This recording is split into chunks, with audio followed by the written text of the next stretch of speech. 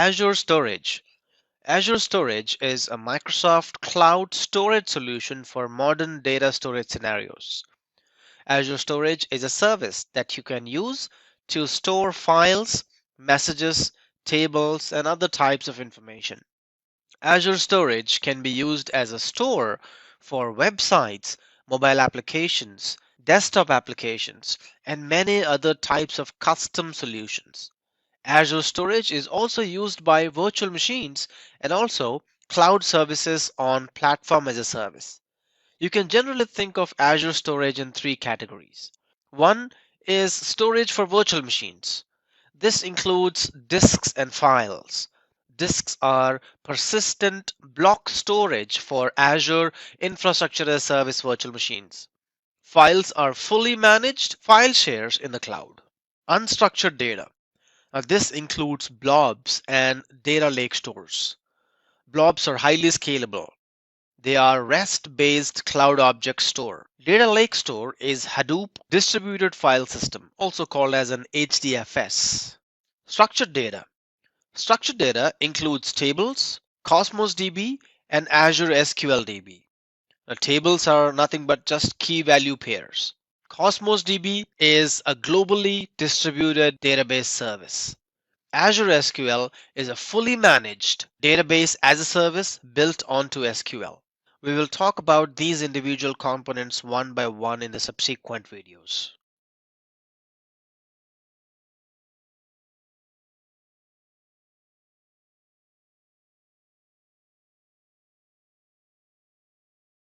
Solution for the cloud. Blob storage is optimized for storing massive amounts of unstructured data, such as text or binary data. Blob storage is ideal for serving images or documents directly to a browser. So if you got your website or your web application, you can keep your pictures, videos, images in the blob storage. Blob storage can also be used for storing files for distributed access. You can stream videos and audios directly from the blob storage. Blob storage can also be used for storing data for backup and restore, disaster recovery, and also archiving purposes. Storing data for analysis by an on-premise or Azure hosted service can also be done in blob storage.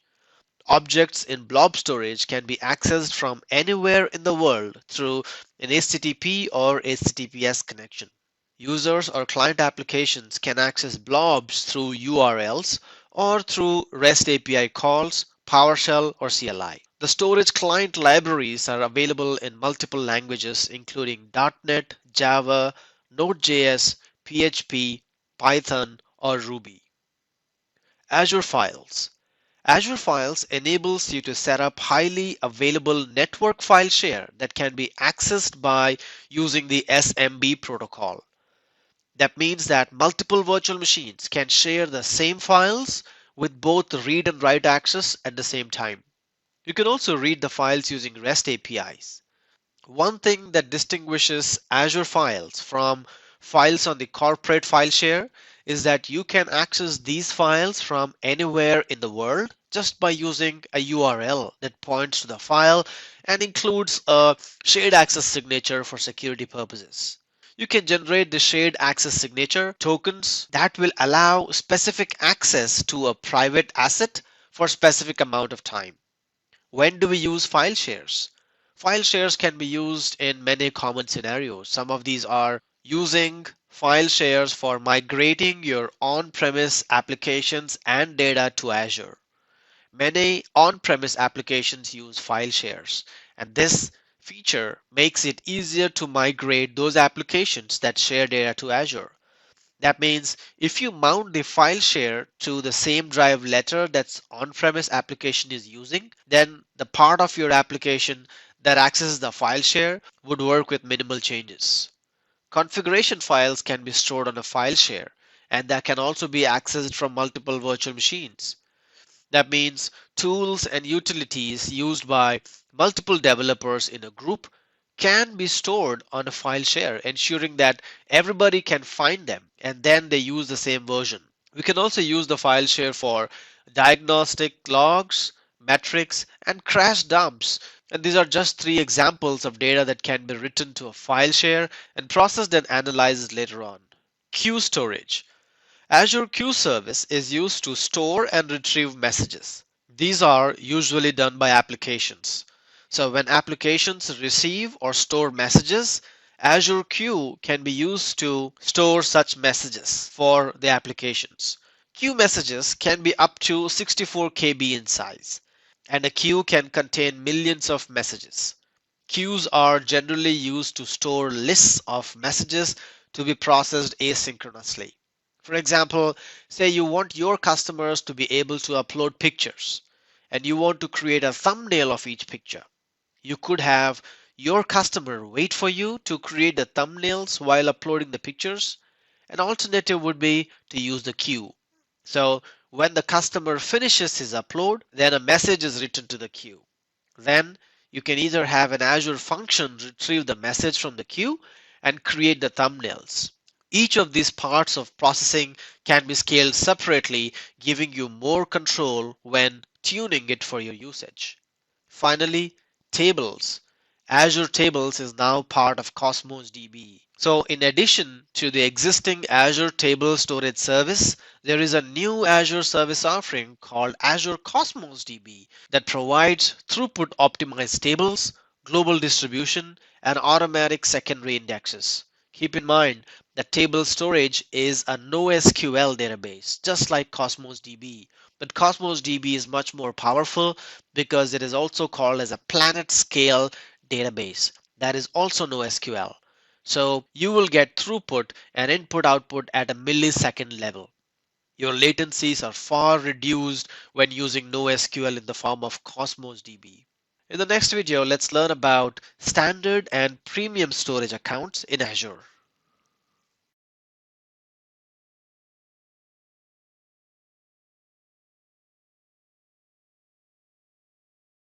One size fits all would be incorrect statement when it comes to Azure storage. Every customer has different requirements. Some customer would need a lot of space, whereas others would need a lot of performance. Azure Storage Account is hence divided into two tiers, a standard and premium. Let's talk about them one by one. Standard storage accounts are backed by magnetic drives and provide the lowest cost per GB. They are best for applications that require bulk storage or where data is accessed infrequently. Premium storage accounts are backed by solid state drives and offer consistent low latency performance. They can only be used for Azure Virtual Machine disks and are best with I/O intensive applications like databases. When you are creating a storage account, you will have the options to choose between standard and premium. It is not possible to convert a standard storage account to premium storage account or vice versa. You must create a new storage account with the desired type and copy data.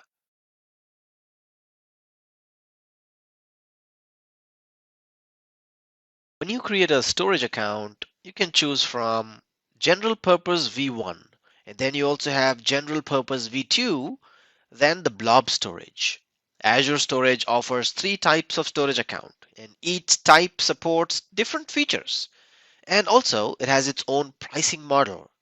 Consider these differences before you create a storage account to determine the type of account that is best for your applications.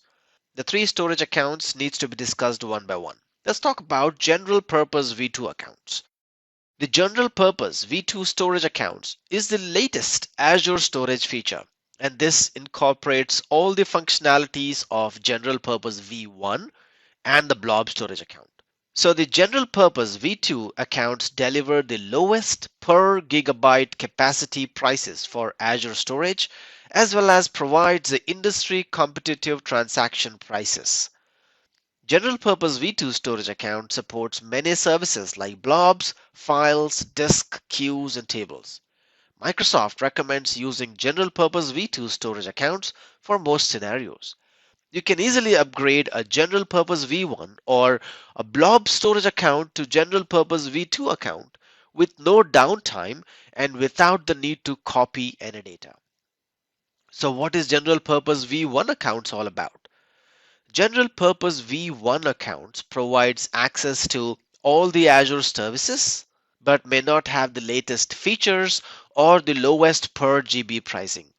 Legacy account types for blobs, files, queues, and tables is all general purpose V1 accounts is about.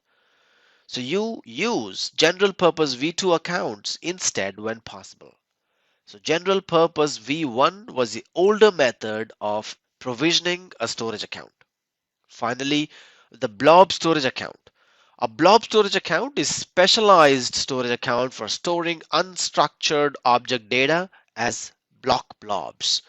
Block blob accounts provides the same durability, availability, scalability, and performance features that are available with general purpose V2 storage accounts.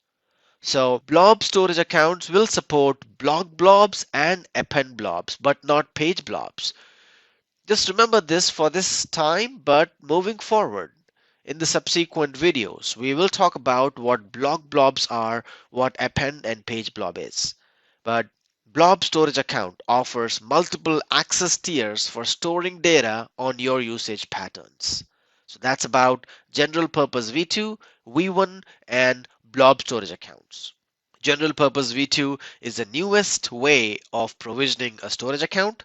V1 is an older legacy type, whereas blob storage account provides just blobs and does not provide tables, queues, and files.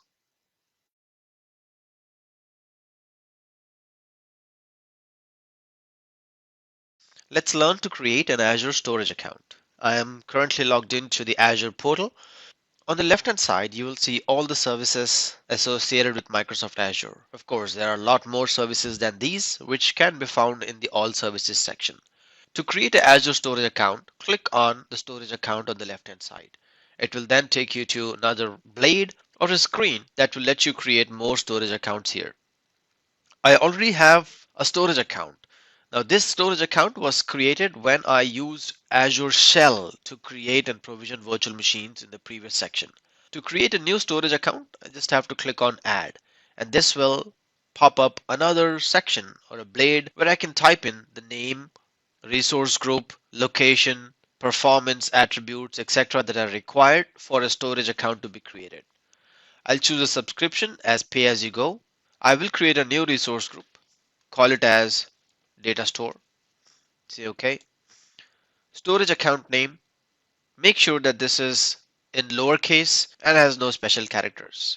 So if I mouse over this I icon, it will tell you what the requirements of the storage account name are. I'll just give it a name like information hosting. And if somebody else has taken this name, will not get it. That means that this name must be unique and nobody else in the world of Azure must have used it. I'll choose the location as East US, but you can leave it to default. Performance, you can choose between standard and premium, which we discussed earlier.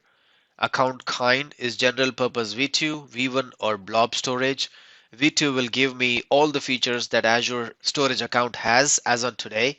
The replication options are not discussed so far, but will be discussed moving forward in the subsequent videos.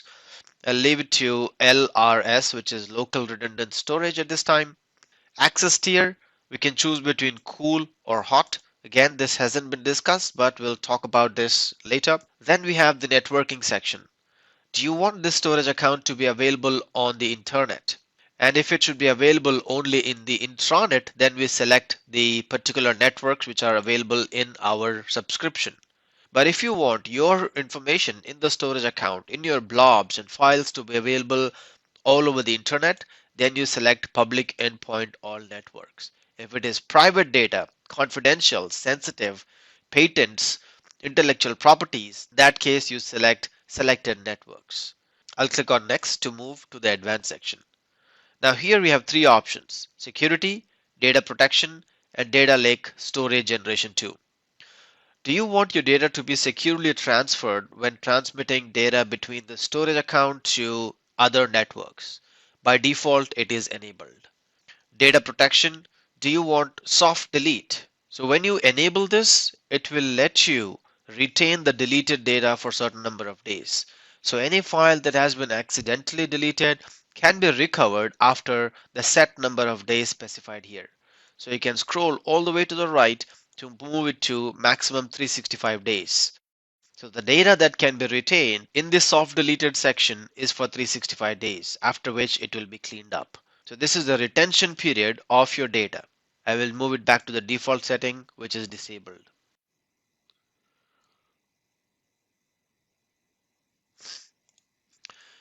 If your data sitting in your Azure storage account is for analytical purposes, is something that needs to be calculated and is massive in size, then you can connect it to Azure Data Storage Lake Generation 2.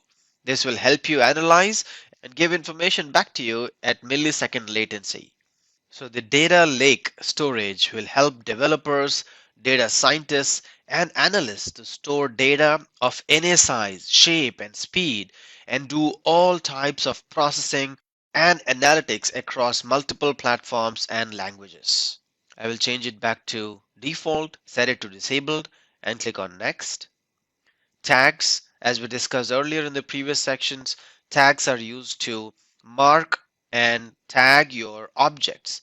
So I can say that the name is storage and then owner of the storage account is Rob. You can put their email address and say rob at company.com as their email address. So similarly, you can add multiple tags here to the object that we are creating. So this will create a CMDB for me. Finally, you click on review and create, and after the validation, you'll click on create to create the storage account. Looks like the storage account is created. I'll click on go to resource to go to my storage account called information hosting. Now as you scroll down, you will be able to see blobs, files, tables, and queues. So that means that general purpose version 2 will let me create all the full services inside the storage account.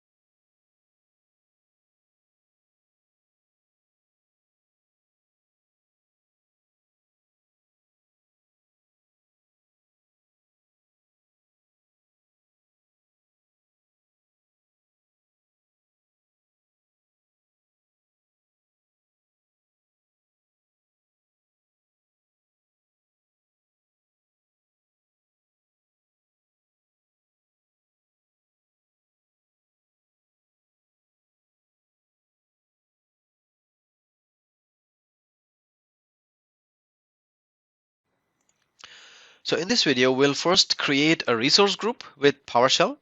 So create a resource group with PowerShell, and then we'll also create a storage account with PowerShell.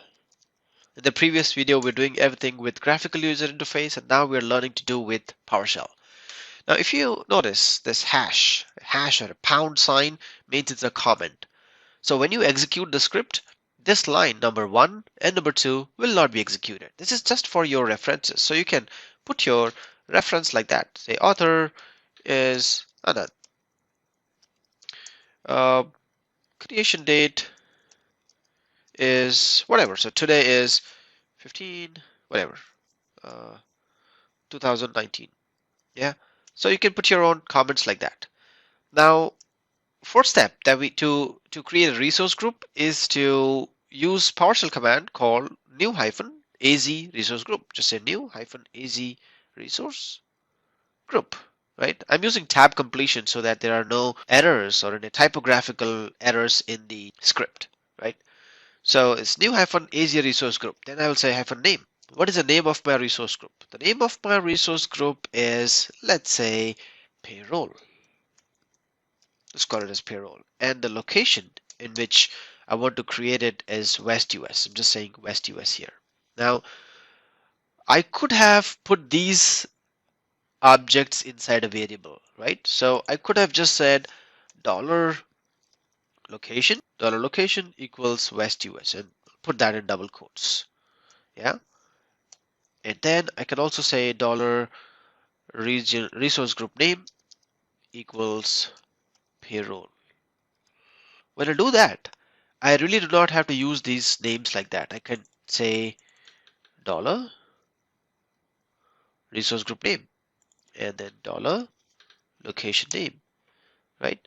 So the values of the resource group name and the location will be picked up from line number 7 and line number 8 respectively. So when the script executes, line number 9 will look at line number 7 and 8 to put those values here because they have already been declared in line number 7 and 8. Let's execute this and see what happens. I will run this. Line number 1 all the way through line number 9 have been executed. Now it looks like the resource group is created. Now if I do get-az resource group, let's say tab completion and see what happens. Resource group, and then this time I do not want to hit this button, this play button. Instead I will use F8 or run current selection. So when I click on this one or hit F8 on the keyboard, it will just execute line number 12 and not line number 1 through 12. If I hit this, which is F5 on the keyboard, it will execute all the lines from 1 through 12. Now I'll just hit this to see the resource groups I have. The one of them that's created is resource group called as payroll. Just looking for that. Yeah, right here. The resource group called payroll is here. So it got created successfully. Next step, what we're going to do is to create a storage account with the same theory. I'll use dollar storage account name. So I'm declaring that first. And the storage account name is called as new storage account. Good. What is the command to create a new storage account? The command to create a new storage account is new hyphen AZ storage account. Look at the IntelliSense. It automatically pops up the possibilities of or the permutations and combinations of this string being inside the commandlet. Okay, so it's new storage account, new hyphen AZ storage account, and this time I want to name the storage account as it's already declared in line 14, which is the storage account name. So I'll say storage account name. I want to put that in the location called, well, I have the location in line number 7, so I will use dollar location here, right? There were other parameters that we looked at when we were creating the storage account using GUI. Some of them were performance tier options. Kind of storage is it? Is it storage account V2, V1, or a blob storage? Do you want Premier, or what kind of replication do you want? LRS or GRS? Well, those are all the syntaxes that you must punch in before we complete this command. So starting with SKU. SKU is the kind of replication you want. Well, I will select premium underscore LRS. Then I can also say, well, the resource group name. I can put the resource group name as, well, it's already there. Is it somewhere on the top? Well, the resource group name is right here, $RG name. So, okay, I'll use the same variable. Storage account V2, right? Now let's execute line 16 and see what happens. I'll hit F8 on the keyboard. Well, I got an error message. Let's see what the error message is. Cannot validate parameter name. Argument is null or empty. Well, I think we already have name here. Like that name is new storage account. Well, this is, let's put 1, 2, 3 next to it and see what happens. Okay. Okay, so a few things have been cleared up. I did not execute line number 14 earlier, and there was no value inside this particular attribute. So if you look at this, when I'm executing just this part, there is no value inside it. So after executing line number 14, now I could see the value in it. Let's run line number 16 again and see what happens. There you go. Got an error one more time. The storage account name is already taken. So I will change it to something else. It says just says that Storage account name 123 is already taken by some other subscription, so I will change it to 3108 or whatever. Yeah. And then execute line 14 first and then line 16. Let's see. Looks like this is creating. So if there was an error, it would have populated by now. Okay, looks like my storage account is created. So let's try to do some get operations. So it's a get hyphen AZ storage account. And then we see that the storage account called new storage account 3108 is created under payroll. Let's go to the GUI and see if the storage account is there. Here you go. So go back to storage accounts here. There you go. Information hosting was something that we created earlier when creating storage account using GUI, and now we have another storage account called 3108 as well. So everything that can be done with graphical user interface can be done with PowerShell. But today in PowerShell we learned number one, how to comment in your script, second, how to declare variables, and also how to troubleshoot few minor errors that we got when executing new-az storage account.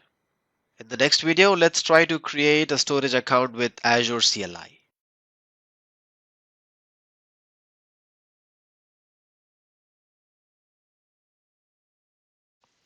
So far we know how to create a storage account with the graphical user interface. We also know how to do it with the PowerShell. Let's also learn with the CLI. I have the command prompt open and also have the Azure CLI tools installed. So the first command that I will run will create a resource group for me. The command will then be az group create hyphen hyphen name, the name of the resource group. You can replace with this part with anything you want, and then the location in which the resource group will be created will be West US. Remember that in PowerShell you will have single hyphens in front of the syntax, but in CMD or CLI you will have double hyphens. Let's hit enter and wait for the resource group to be created. Once the resource group is created, we will create a storage account in the same resource group. All right. Now the command to create a storage account is az storage account create, right? This part will create the storage account for me. And the name of this storage account is text storage important data. I have chosen this as the name, but you can choose whatever you like. But make sure that you're following the naming standards. Everything is lowercase.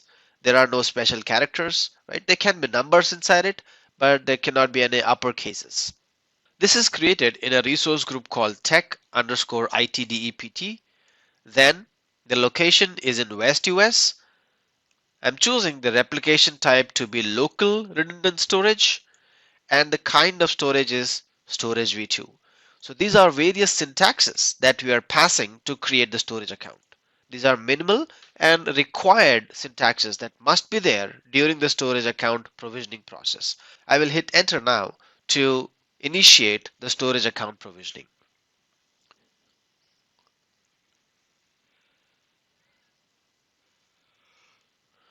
Looks like the storage account is created. Let's go ahead and go to the GUI to see if it is actually there. I'll go to the graphical user interface, refresh the screen, and there you see tech underscore IT department is there as a resource group. Now inside this resource group, I must have the storage account. So in the last three videos, we learned how to create a storage account with the graphical user interface, PowerShell, and CLI.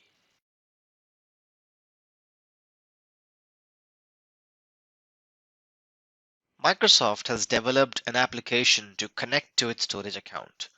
Microsoft Azure Storage Explorer is a standalone app from Microsoft that allows you to easily work with Azure storage data. There are lots of benefits Azure Storage Explorer has, and it's important to note them. Azure Storage Explorer will let you connect with multiple subscriptions. So if your organization has multiple subscriptions, you will be able to connect to them using one single application. You can view the blob storage, delete, copy blobs, upload and download blobs while maintaining data integrity.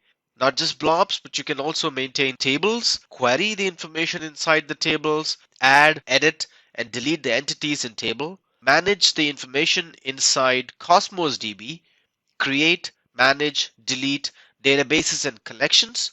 You can manage stored procedures, triggers, and user functions. Not just that, but you can look at the queue storage. You can look up to 32 messages, view, add, and dequeue messages as well. You can connect to the file storage, navigate through the files and directories, upload, download, delete, and copy files, and also edit file properties. With Azure Storage Explorer, you can also navigate through Azure Data Lake Storage, upload and download files into Data Lake, and copy and delete files and folders. I'm now connected to azure.microsoft.com looking at the Storage Explorer options. You can download the Azure Storage Explorer for Windows as well as for Linux and Mac operating systems. This is a downloadable file, and once you have downloaded, you can put your credentials or the SaaS signature to connect to blobs, files, tables, or queues. In the subsequent videos, we'll take a look at each one of these individual sections, see how you can connect using Azure Root subscription and also with SaaS keys.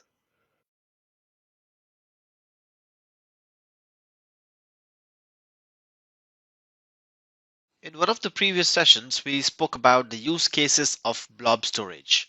To create a blob storage, we first need to have a storage account. We have also seen how a storage account can be created in one of the previous demonstrations. To create a blob, what you need is a container. The container resides inside the storage account. The picture here demonstrates a relationship between the resources. Within the storage account, you can group as many blobs as needed in a container. A container provides a grouping of the set of blobs.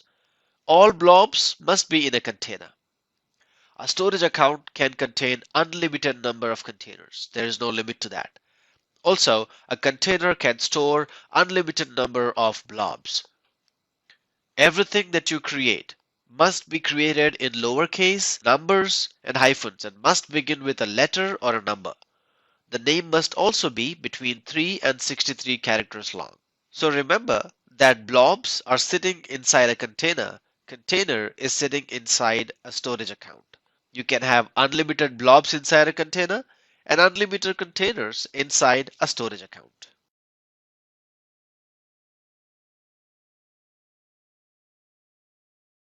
Enterprises manage different kinds of data. There's some kind of data which is accessed very frequently and needs high IOPS. There's other kind of data that is not accessed frequently and that will need a lot of storage. Sometimes you need to keep backup data or disaster recovery data for a longer period of time. Microsoft has solutions for all kinds of data tiers. So depending on the performance you want out of your data, you might want to keep them in hot tier, cool tier, or archive tier. Let's talk about them one by one. The hot tier. Hot tier is optimized for frequent access of objects in storage account.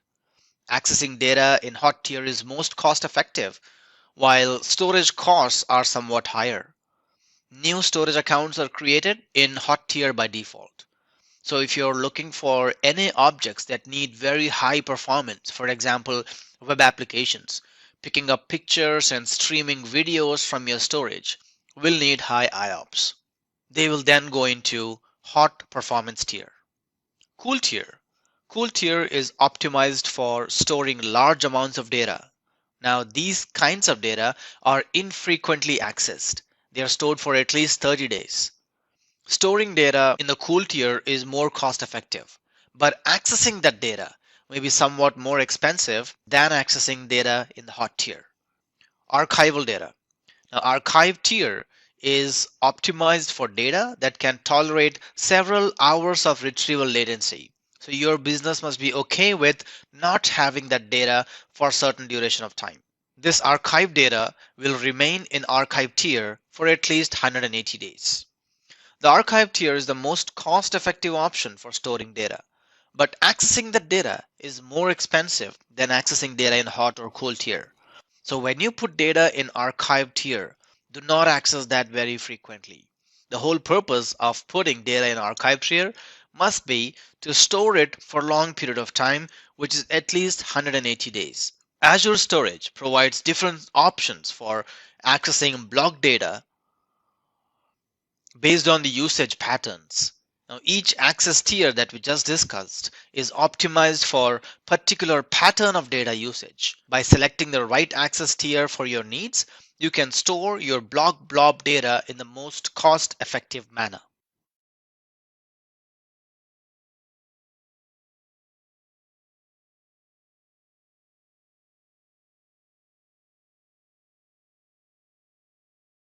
We know that one component of a storage account is Azure Blobs. There are others as well. You got files, queues, and tables.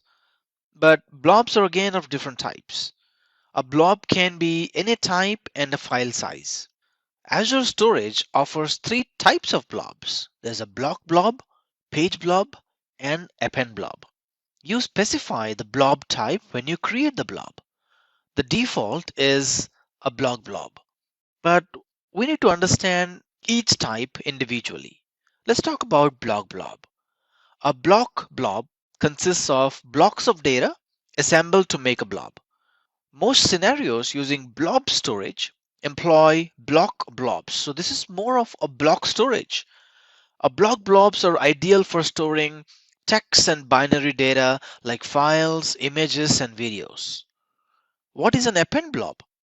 Append blobs are also like block blobs, but they are made up of blocks, but they are optimized for append operations. When does an append operations happen? It happens when you're logging, when you're writing events one after another.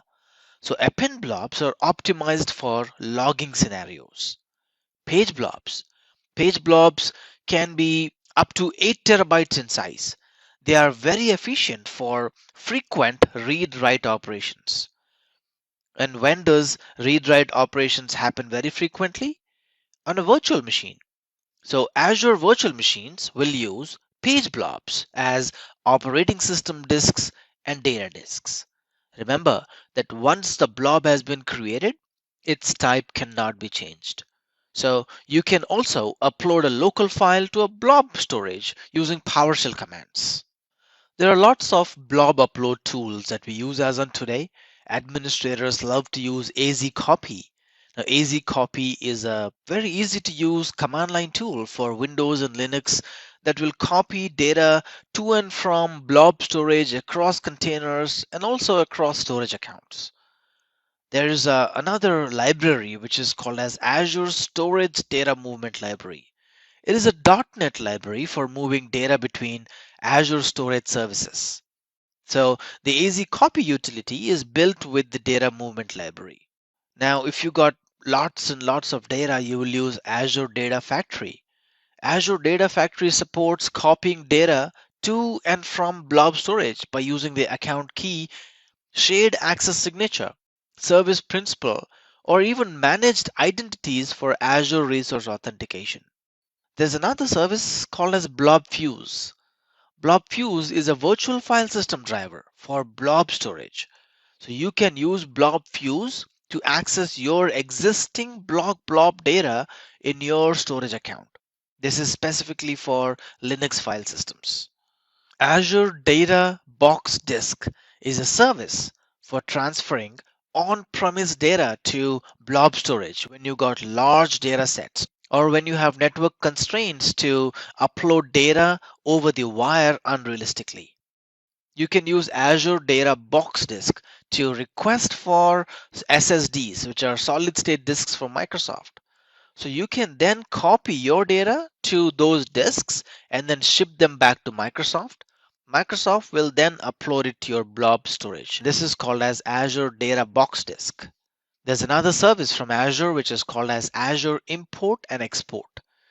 This import export service provides a way to export large amounts of data from your storage to hard drives that you provide and that Microsoft then ships back to you with your data. Of course, we discussed about Azure Storage Explorer. You can always install the Azure Storage Explorer utility to transfer data back and forth from your Azure Storage account to your on-premise infrastructure.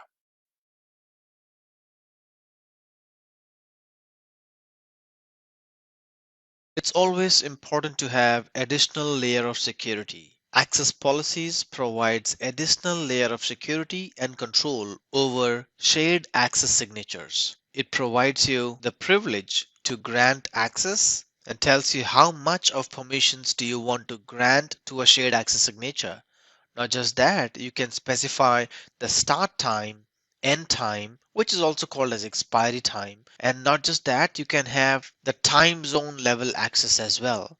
So people should be able to access it only from a particular time zone. A stored access policy provides an additional level of control over shared access signatures. Establishing a stored access policy serves to group shared access signatures and to provide additional restrictions for signatures that are bound by the policy. You can use a stored access policy to change the start time, expiry time, or permissions for a signature, or to revoke it after it has been issued. A stored access policy on a container can be associated with a shared access signature, granting permissions to a container itself or to the blobs it contains. Similarly, a stored access policy on a file share can be associated with a shared access signature, granting permissions to the share itself or to the file it contains. A shared access signature SAS will be covered in more detail in the last lesson, which is storage security.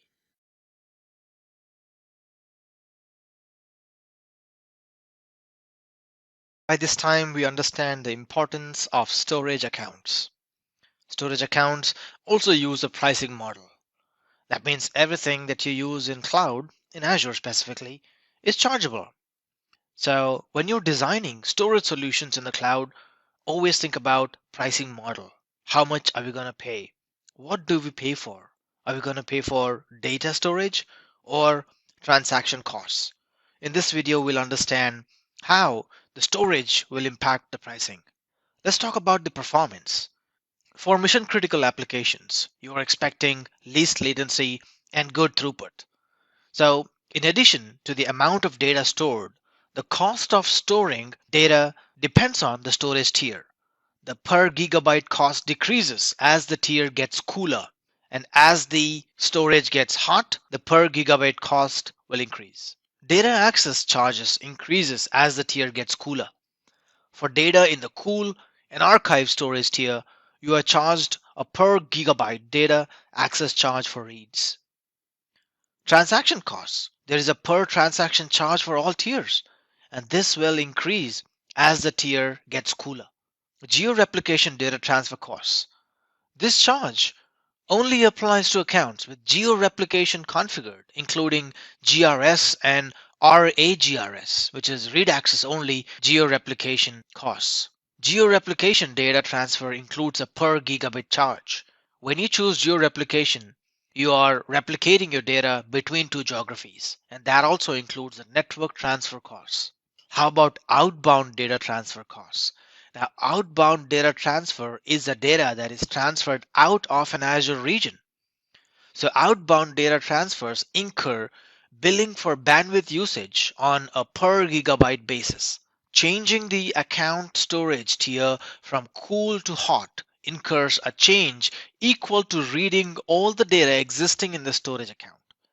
However, changing the account storage tier from hot to cool incurs a charge equal to writing all the data into the cool tier.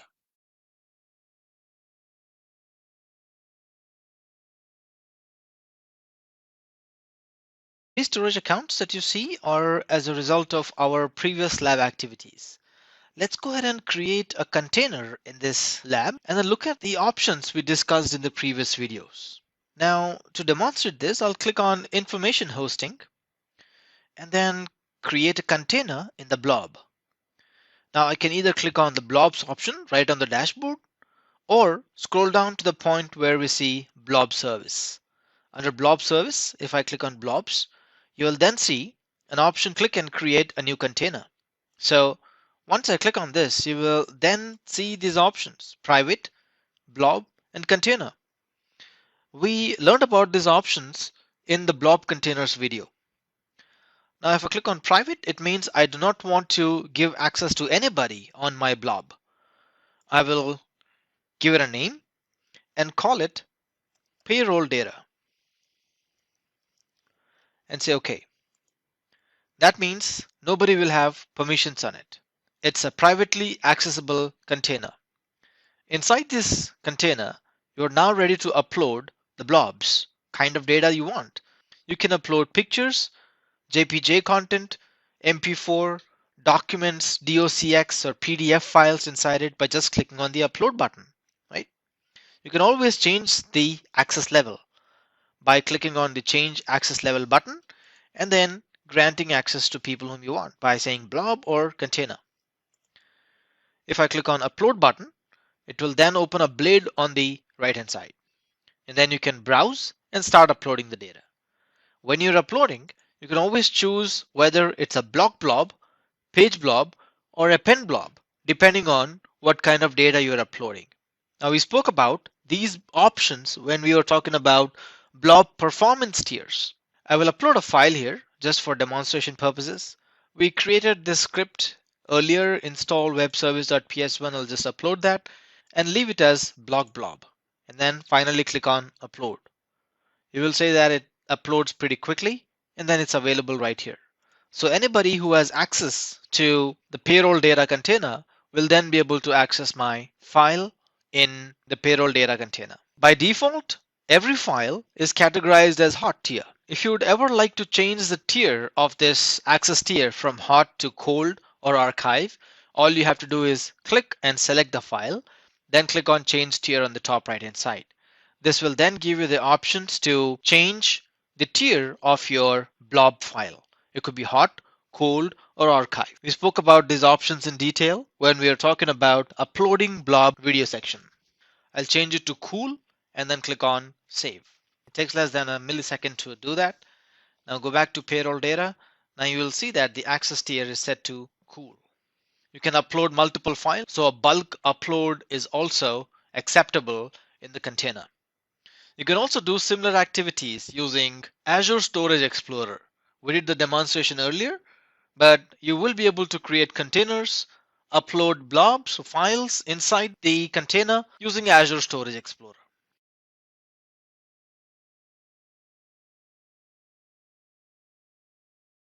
File storage. File storage can offer shared storage for applications using industry standard SMB protocol. Microsoft Azure virtual machines and cloud services can share file data across application components via mounted shares, and also on-premise applications can share files through this share.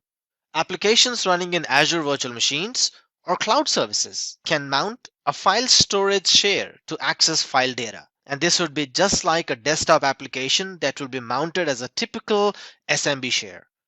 Any number of Azure virtual machines or roles can mount and access file storage share simultaneously. And that brings Azure Files to several use cases. Azure Files can be used to completely replace or supplement traditional on-premise file servers or NAS devices. You can access these file shares from anywhere. And that means that popular operating systems such as Windows, Mac operating systems, and Linux can directly mount Azure file shares wherever they are in the world. Lift and shift. Azure Files makes it easy to lift and shift applications to the cloud that expect a file share to store file applications or user data. Azure file shares can also be replicated with Azure File Sync to Windows servers. They can be either on-premise or in the cloud. This is good for achieving high performance and also distributed caching of data wherever it's being used. Shared applications. Storing shared application settings. For example, in configuration files, you can use Azure File Shares. You can also use Azure File Shares for storing diagnostic data such as logs, metrics, crash dumps in a shared location. File shares are also used for storing tools and utilities needed for developing or administering Azure virtual machines or cloud services. Which of these use cases for files will you be most interested in?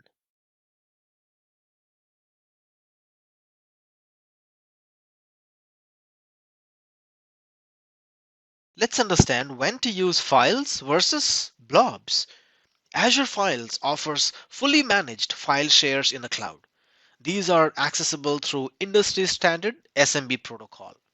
Azure file shares can be mounted concurrently by cloud or even through on-premise deployments on Windows, Linux, or macOS. Additionally, Windows file shares can be cached on Windows servers with a feature called as Azure File Sync. This is done for fast access near where the data is being used. Sometimes it is difficult to decide when to use file shares instead of blobs or disk shares. Please take a minute to review the table that is attached as a resource section in this video. Azure files are accessed through file shares, but Azure blobs are accessed through containers. Azure files provide shared access across multiple virtual machines, but Azure disks are exclusive to a single virtual machine. When selecting which storage feature to use, you should also consider pricing.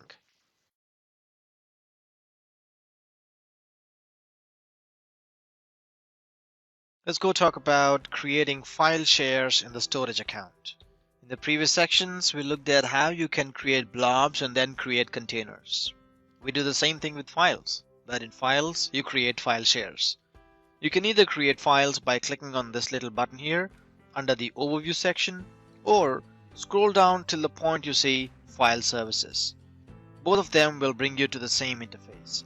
Now click on one of these and then you will have the options to create a file share.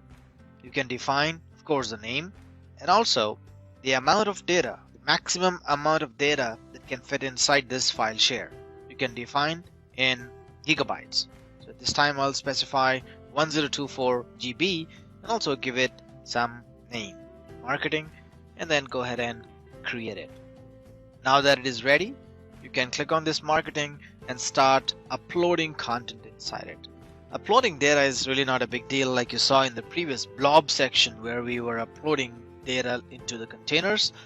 So you can just click on this browse button and then upload files just like that. It's pretty simple. But what's important here is to connect it and mount it as a drive on your Windows and Linux based machines. And to connect it to your Linux or Windows based machines, you can click on this connect button and then you will see several commands for both Windows and Linux. For Windows you will see test-connection for PowerShell based command, and this is a command line based command. If you have a Linux machine, you can use mount, which is sudo mkdir mounting on a particular drive. You also have similar set of commands for Mac. I have a Windows based machine ready and we can test one of these commandlets right now. I'll go to virtual machine section and open a new tab so that I can see my virtual machine, RDP to it, and use either the PowerShell based command or the CLI based command on my Windows machine. Let's get started with it. So here's my virtual machine which is running and its public IP address as follows, and I'll copy this and RDP to the Windows based machine. Alright, I'll quickly type the user ID and password.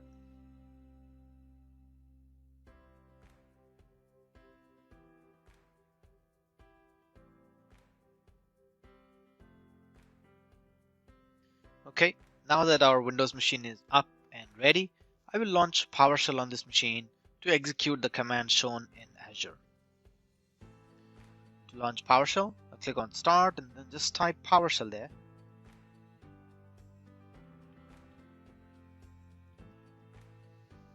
Okay, usually have the habit of opening the PowerShell ISC. While it is loading, I can just minimize this and go back to Azure File Share and copy the command here. Now before copying this command, I'll show you something else. It's a drive letter that you can choose. You can choose between all the alphabets all the way from A to Z. So if you say, let's say you select T, then your drive will be T drive. Yeah. Now if you scroll down here in the command, you will see somewhere that it is mounting it to the T drive. I'll show it to you once we go into the virtual machine right here. Then we can look at the command here in the PowerShell ISC. So it looks like this is testing the network connection to the endpoint called information-hosting.file.core, and this is the SMB protocol 445. It is invoking an expression, and here is the drive name, new-ps drive-name t. So your drive name will be t. And if I scroll to the right, you will also see the username that it's using and the password, which is nothing but the key that it is using to connect to the drive. This random gibberish alphanumeric string that you see is nothing but a key that will be used to connect to this file share. Let's execute this. Let's run it, give it a few minutes. It was able to establish a first TCP handshake and successfully mounted my T drive, right? So let's try to navigate to the T drive right from here.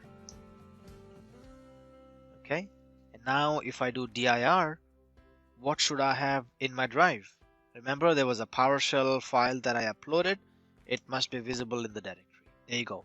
Install webservice.ps1 is right there. So anything that you upload through the Azure portal will be visible here. In the next video, we'll see how you can create a file share using PowerShell.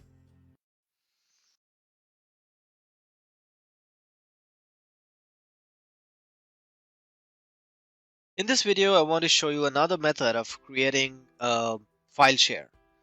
Now, this will be using PowerShell. Once the file share is created, we'll mount it on, let's say, a Linux machine this time. Last time we learned how do you mount it on a Windows-based machine, and this time we'll learn how do you mount it on a Linux-based machine. The only difference is that now we are creating a file share using PowerShell instead of the graphical user interface. Now I'll go to this storage account, and this is where we have to create the file share. So once the file share is created, it should be visible under this section, right under marketing. And like I said, we have to do it using PowerShell and not with graphical user interface by clicking on this button. That's not what we want to do. So I'll go back to the PowerShell here, and well, these are the two things that I want to achieve here. Number one is to retrieve my storage account information and then get the permissions using storage account key. Now this is something new here. And once both of these steps are done, we'll go to step 2, which is creating the file share. This is pretty easy, but retrieving storage account and storage account key is an important section. Let's see how we do that. The command to retrieve the storage account is new-az storage context. So I'll just type that, new-az storage context. I'll just do a tab completion. And then I will type my storage account name, which is, just copy from here, which is information hosting, and yeah, like that. And then what I will also need is a storage account key. Okay, now where do we get the storage account key from? You get it from the settings. So I'll scroll up to the top here. Under settings, you will see something called access keys. On the right hand side, you will see two keys, key 1 and key 2. You can either copy key 1 or key 2, doesn't matter. So I'll copy this key and just paste it in PowerShell. Now, if I execute this, you will see that it has retrieved all the information about that storage account. You can actually flip it like that, side by side screen. It has got information about the blobs, tables, queues, and files of that storage account.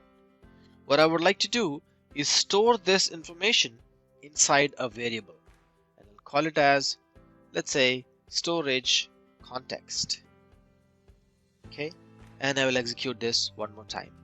Now what I have inside this variable, I'll just execute that. See, you got all that information about the storage account inside the $storage context variable. Now it's time to create a new file share. The commandlet to create a new file share is new-az storage share. You have to provide a file share name as well, and I'll call it as important data. Important data, IMP data, will be the file share name. Then I have to provide the storage context as well. So I'll use The syntax hyphen context is $storage context. So now it knows where to go and create that file share. I'll also put that inside a variable called $share equals that. So just in case I may need it after executing it. Now let's play the whole thing. Great. So I have an error that the given share name important data is not a valid name for a file share of Microsoft Azure file service. So there is something that I need to do. And that something is that changing the name here. Uppercases, special characters, they're not allowed in a file share. I'll just change this to lowercase and execute this one more time. Let's give it a shot. Right? Looks like it is successful. Now let's go back to the graphical user interface, or let's pull it up from right here. What is the share name? Yeah, it is important data. It's created. So I'll go back to the graphical user interface, go to the files section, and then I must have two file shares. One is marketing, which was created in the previous video using the graphical user interface, and IMP data is something that is created using PowerShell. Let's click on connect, and then in the previous video we used PowerShell to connect to the Windows based machine. Now we can use Linux as well. I have a Linux machine ready, so I can SSH to it and then run the mount command to mount it as a drive. I'll copy this, the whole thing, and SSH to this. So I'll putty. Just have to launch putty here. Yeah, paste it. Oops. Okay, I've got something else in my clipboard. We got 40.121.69.63. Okay, there you go. Connection established. Type the user ID and the password. Okay, a few seconds and it should give me the prompt. There you go. I've got the CLI ready for this.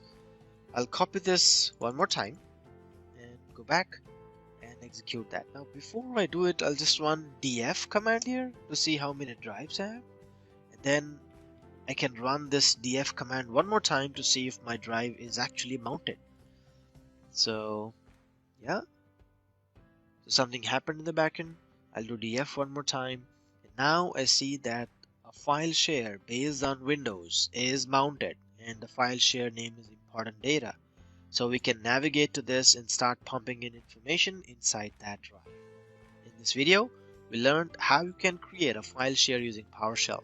Then we'll connect it to a Linux based machine, executed these commands, and mounted the drive as a volume on a Linux machine.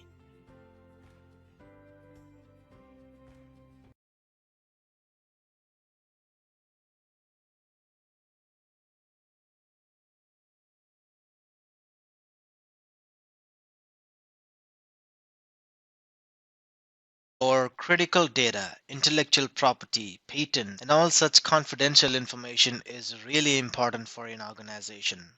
Azure Storage Account provides an option for you to securely transfer the data. The secure transfer option enhances the security of your storage account by only allowing requests to the storage account by a secure connection. For example, when calling REST APIs to access your storage account, you must use HTTPS. Any request using HTTP will be rejected when secure transfer required is enabled. As you see in the screenshot, secure transfer required is an option under configuration in settings. When you are using the Azure file services, connection without encryption will fail. And that includes the scenarios using SMB 2.1. SMB 3.0 without encryption will also fail. And certain versions of Linux SMB client will also fail if the secure transfer required is enabled. You can toggle between disable and enable with PowerShell also. And here's the command to use PowerShell. Set-AZ storage account, and you can use the syntax called -enable HTTPS traffic only and set it to Boolean value true to enable the storage account. You also have to specify the storage account name and the resource group, of course. Because Azure Storage Account does not support HTTPS for custom domain names, this option is not applied when you're using a custom domain name.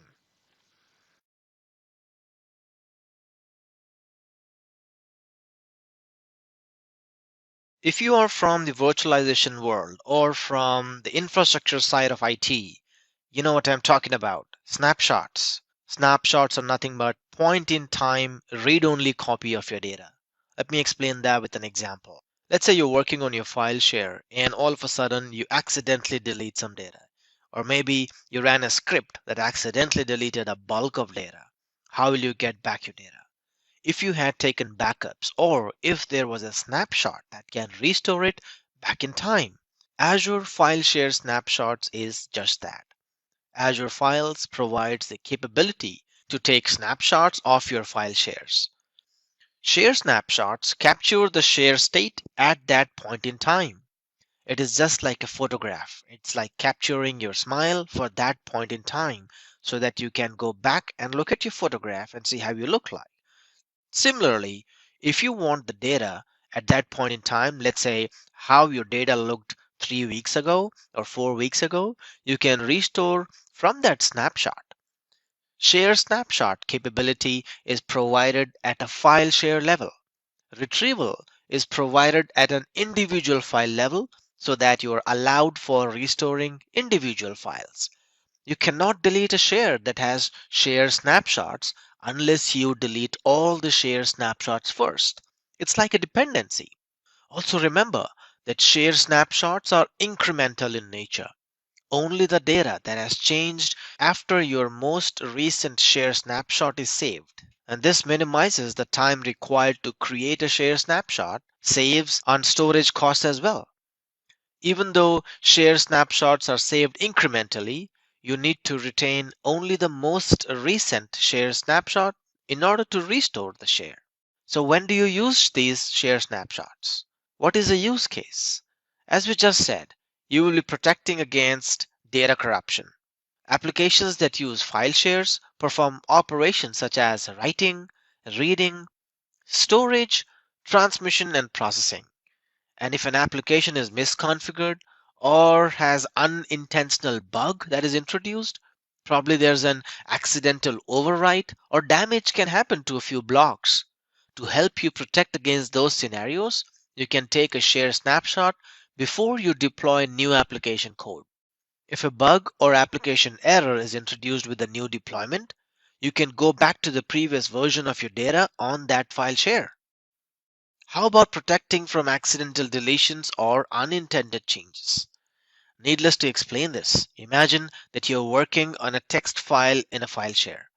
After the text file is closed, you lose the ability to undo any of your changes.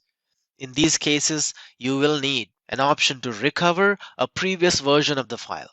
You can use share snapshots to recover previous versions of the file if it's accidentally renamed or deleted.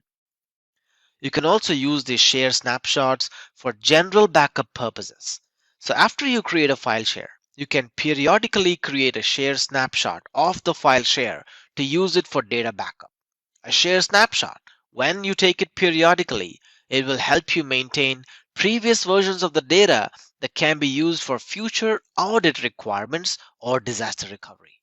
In the next video, let's go ahead and take a look at the demonstrations as to how you can take snapshots and restore them.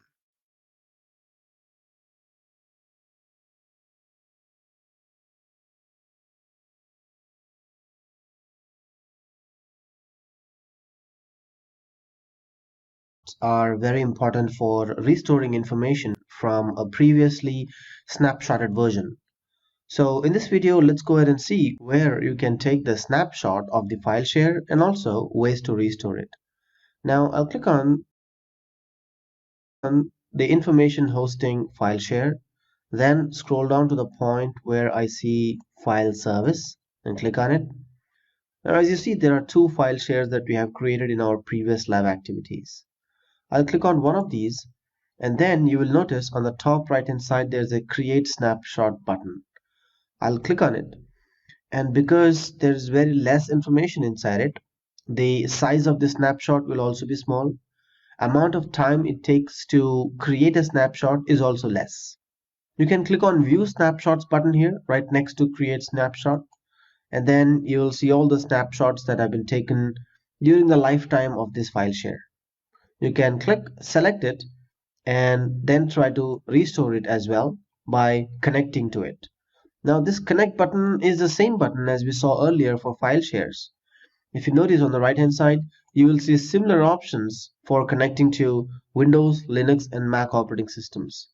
That means you can mount this snapshot as a file share and then copy the content from this snapshotted drive. That is how you restore the content of a file share. These activities that we just did, which is creating the snapshot and also viewing, restoring the snapshots, can be done through PowerShell as well.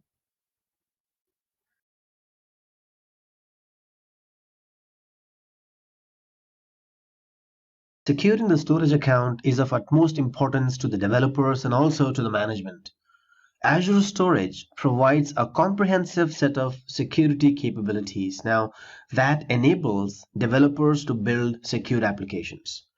In this video, let's focus on shared access signatures, but we'll also cover the concepts of encryption and certain best practices. Encryption. Everything that you write in Azure Storage is automatically encrypted using Storage Service Encryption, also called as SSE. You can authenticate your storage account against Azure Active Directory and role-based access controls. Now, these are the two supported methods for managing, running operations, and data operations on Azure Storage. That means that you can assign role-based access controls which are scoped to a particular storage account, and they can be mapped to users, security principals on Azure Active Directory. Azure AD integration is supported and is also in preview at this time for data operations on blobs and queue services. Data can be secured while it is in transit. Data usually flows between the applications and Azure by using client-side encryption, HTTPS, or industry-known file sharing method with SMB 3.0. Disk encryption.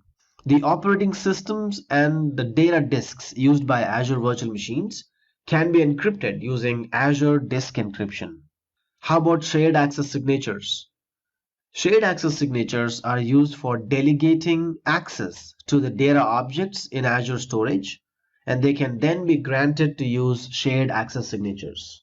We will be talking about shared access signatures in detail in the subsequent videos.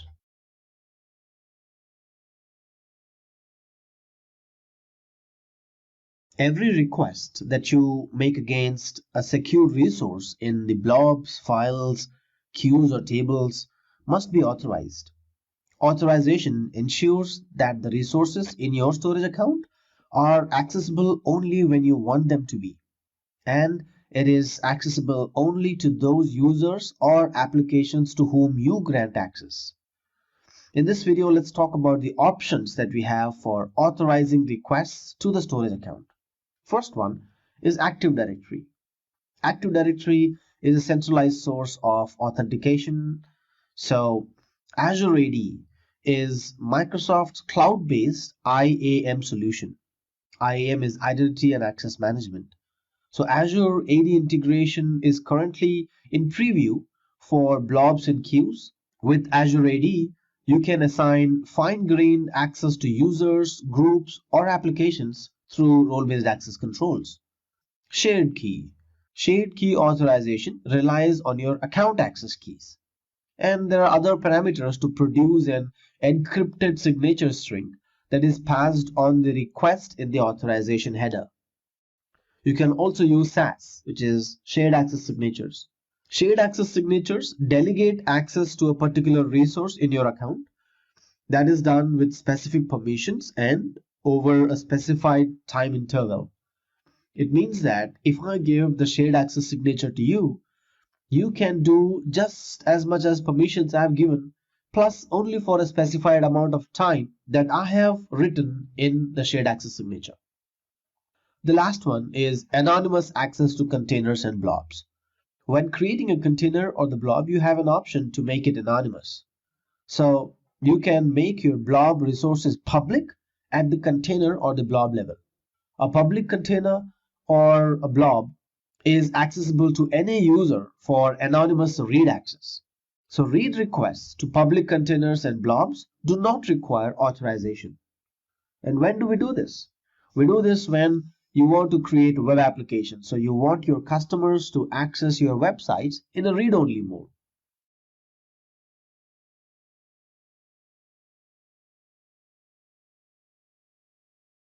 Let's talk about a use case. Now, in this use case, you need to grant access to probably, let's say, your developer or an external company for just 3 hours from 9 a.m. to 12 p.m., right? So that means that the access start time is 9 a.m. and the expiry time is 12 p.m.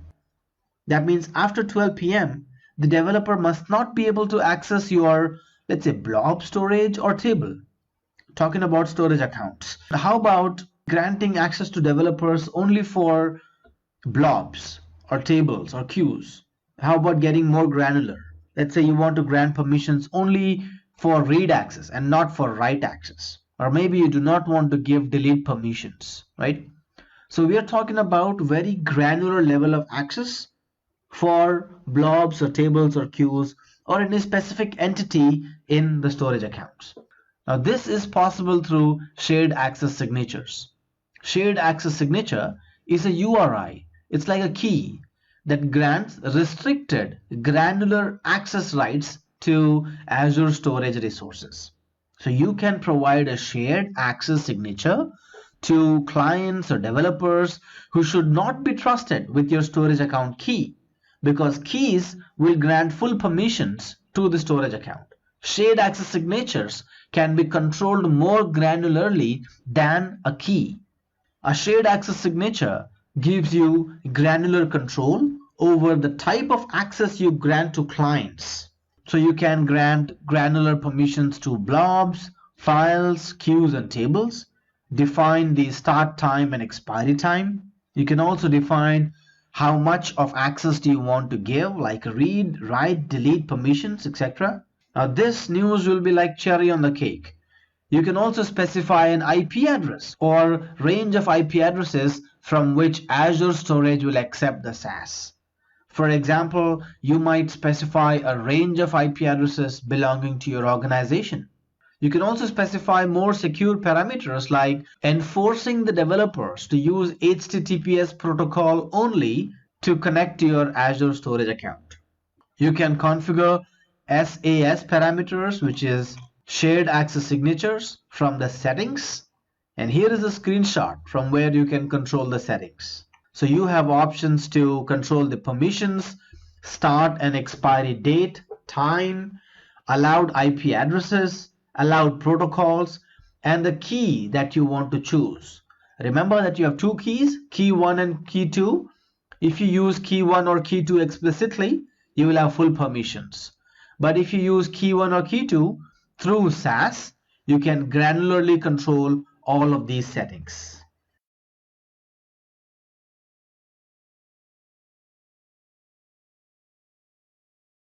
Let's do a simple lab activity to understand the usage of shared access signatures.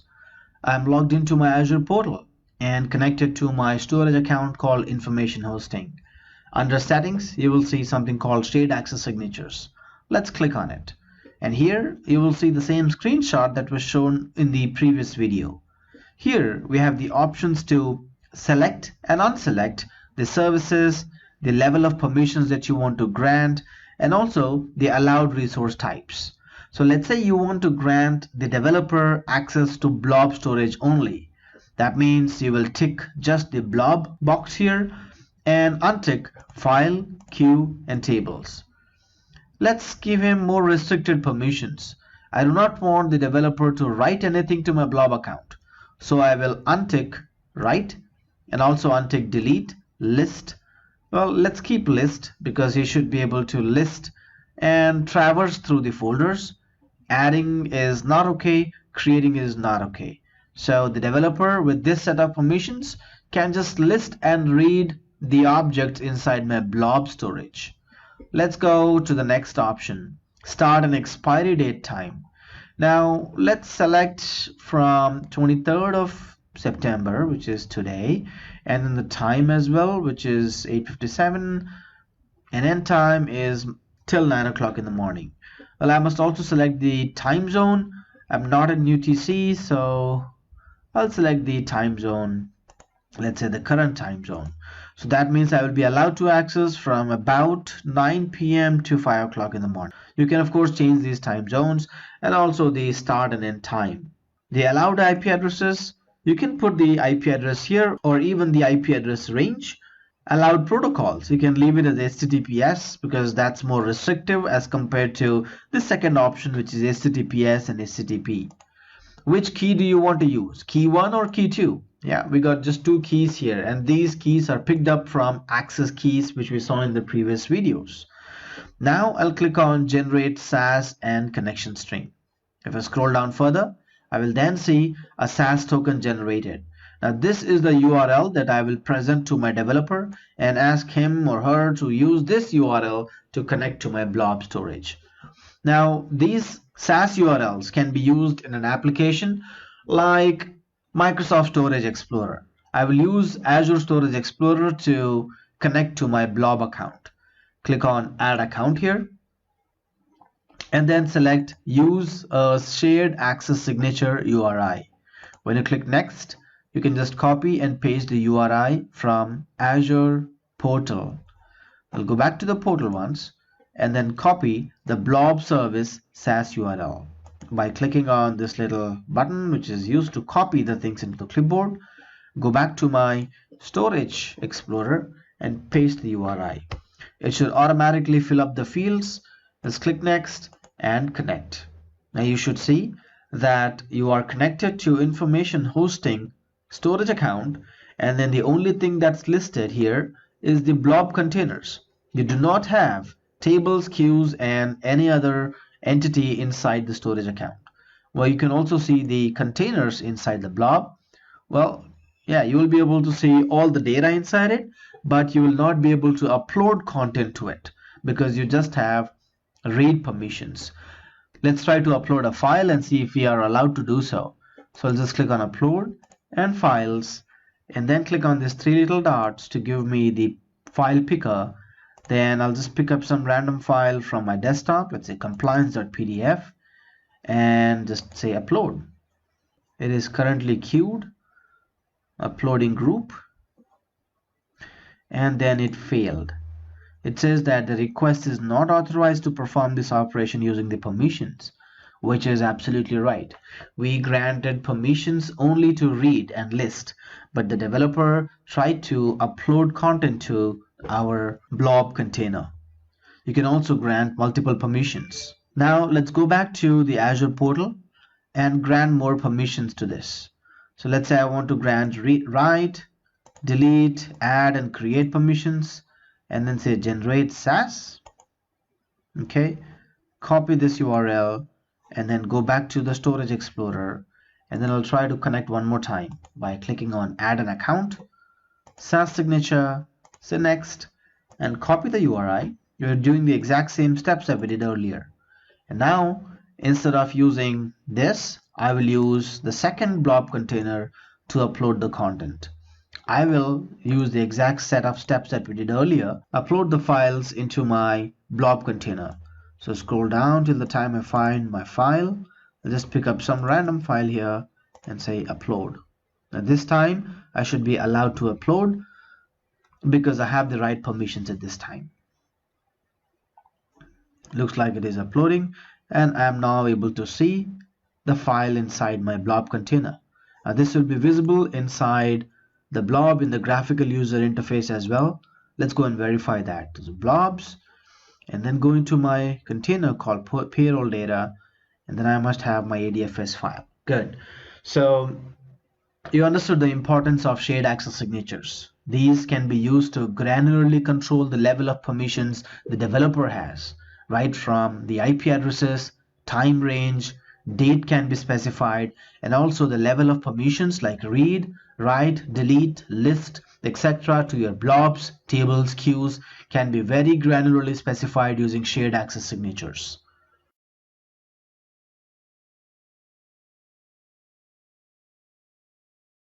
To ensure confidentiality of your data in your storage account, it is paramount that you have encryption of your storage account. Azure provides this service with the help of Storage Service Encryption, also called as SSE. Now, SSE for data at rest helps you protect your data to meet your organizational security and compliance commitments. With this feature, the Azure Storage Platform automatically encrypts your data before persisting it to Azure Managed Disks, blobs, queues, table storage, or Azure files. It will also assist in decrypting the data before retrieval. The handling of encryption, encryption at rest, decryption, and key management in storage service encryption is transparent to users. All data written to Azure Storage Platform is encrypted through 256-bit encryption AES, and this is one of the strongest block ciphers available. SSE is enabled for all new and existing storage accounts, and this cannot be disabled. Because your data is secured by default, you do not have to modify your code or applications. Now, in the graphical user interface in the Azure portal, if you navigate to settings and then under encryption, you have the option to choose your own key. This checkbox does not mean that you're disabling and enabling encryption. It does not mean that at all. It just means that Microsoft Azure is giving you the option to have your own keys to encrypt the data, which is then called as customer managed keys. We'll talk more about customer managed keys in a minute. But if you check this box, you will have the option to either enter your key URI or select from a key vault. So if you have created a key in your key vault, you can use that key to encrypt the storage account. If the keys are in a different subscription altogether, or with your customer, or with a different entity like organization or enterprise, then you might want to ask your customer what the key URI is and then enter the key URI here. Your storage account will then be encrypted with this key URI. Regardless whether you use customer managed keys or managed keys, your storage account is encrypted by default. So the storage service encryption will protect the data at rest in your blobs, tables, queues, and files.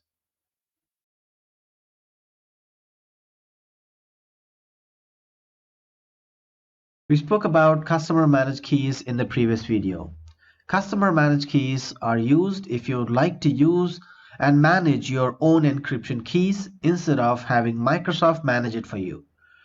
You can go through Key Vault, create your own encryption keys, store them in the Key Vault, and then use them to encrypt the storage account. Using custom keys gives you more flexibility and control when creating, disabling, auditing, rotating, and defining the access controls. To use a customer managed keys with SSE, which is storage service encryption, you can either create a new key vault or you can use an existing key vault and a key. The storage account and the key vault must be in the same region, but they can be in different subscriptions. The key vault can also be used to store your BitLocker keys.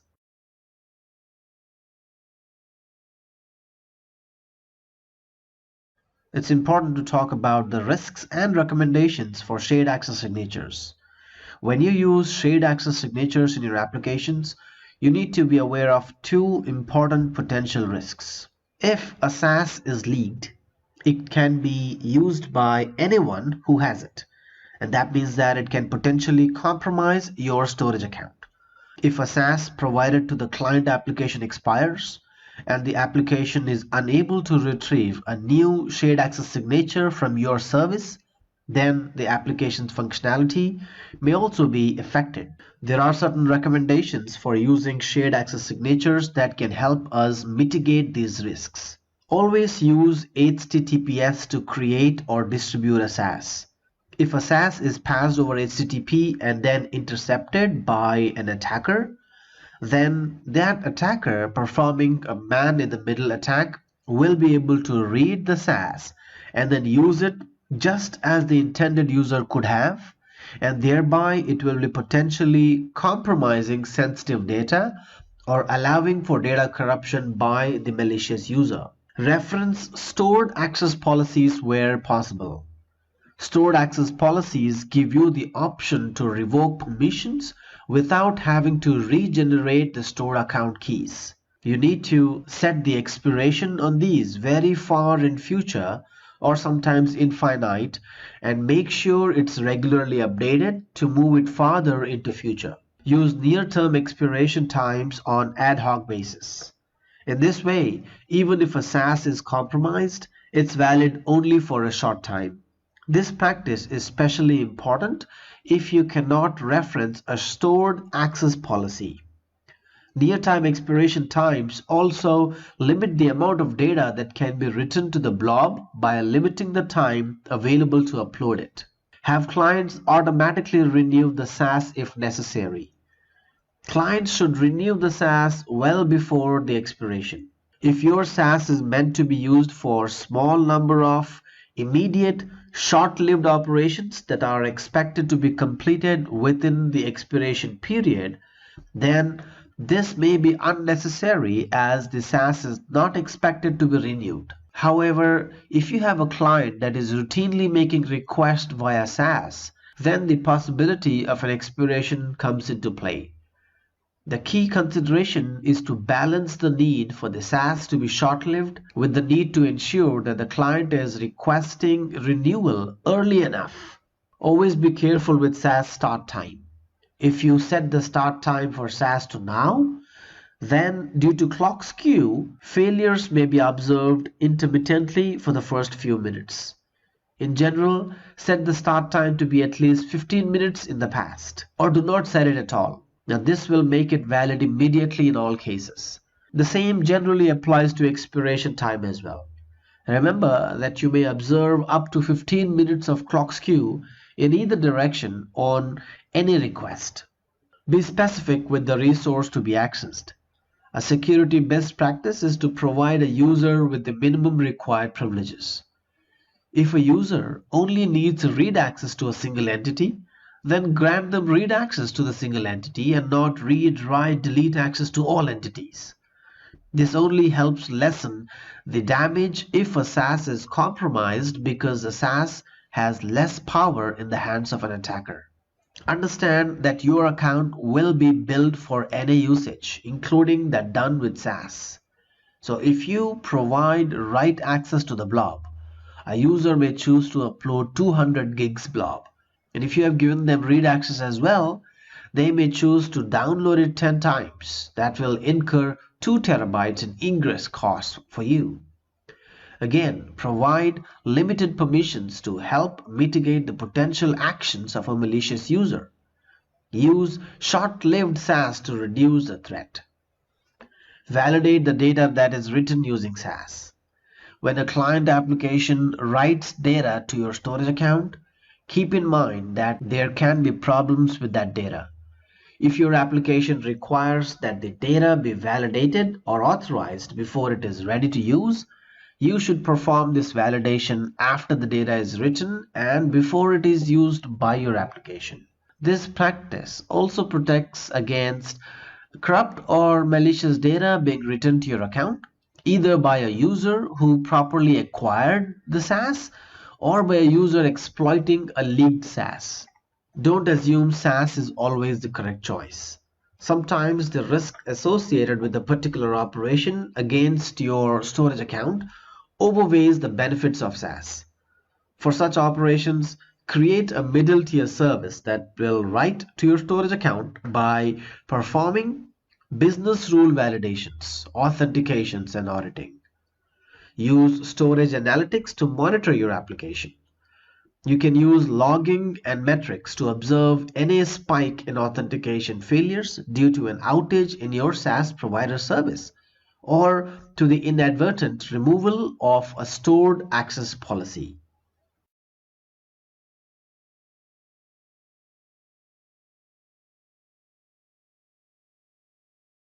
it's important to talk about the risks and recommendations for shared access signatures. When you use shared access signatures in your applications, you need to be aware of two important potential risks. If a SaaS is leaked, it can be used by anyone who has it, and that means that it can potentially compromise your storage account. If a SaaS provided to the client application expires and the application is unable to retrieve a new shared access signature from your service, then the application's functionality may also be affected. There are certain recommendations for using shared access signatures that can help us mitigate these risks. Always use HTTPS to create or distribute a SaaS. If a SaaS is passed over HTTP and then intercepted by an attacker, then that attacker performing a man-in-the-middle attack will be able to read the SaaS and then use it just as the intended user could have, and thereby it will be potentially compromising sensitive data or allowing for data corruption by the malicious user. Reference stored access policies where possible. Stored access policies give you the option to revoke permissions without having to regenerate the stored account keys.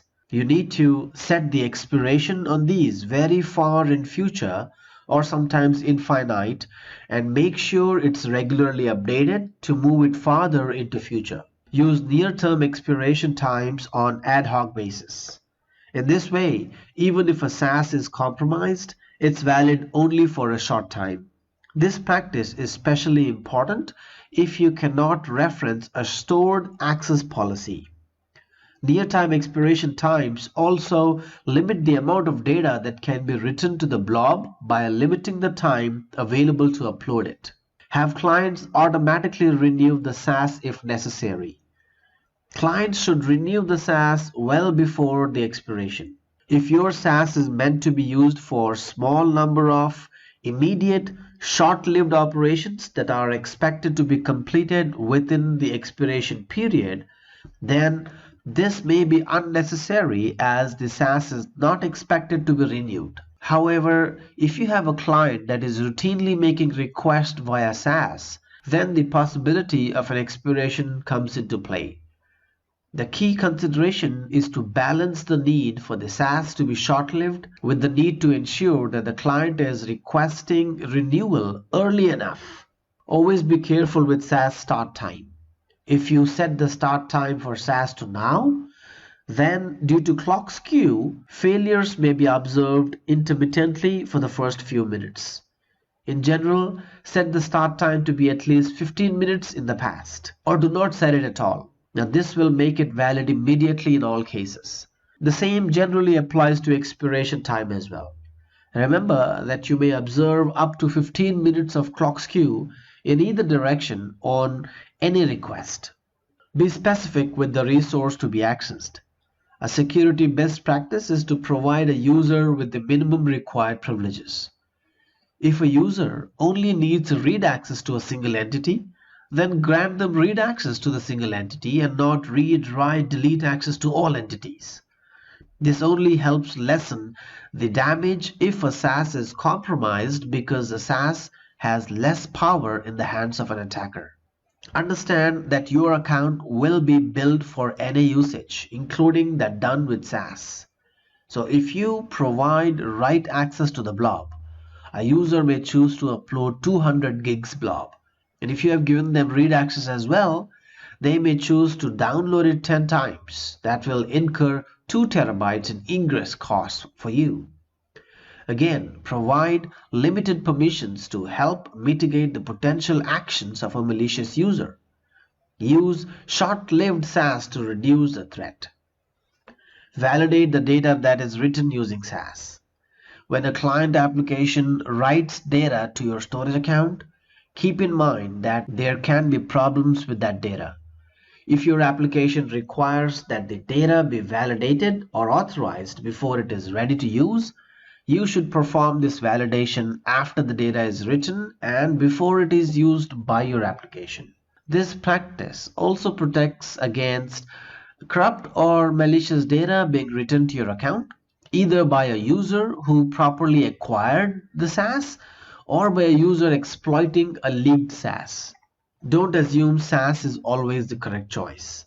Sometimes the risk associated with a particular operation against your storage account overweighs the benefits of SaaS. For such operations, create a middle tier service that will write to your storage account by performing business rule validations, authentications, and auditing. Use storage analytics to monitor your application. You can use logging and metrics to observe any spike in authentication failures due to an outage in your SaaS provider service or to the inadvertent removal of a stored access policy.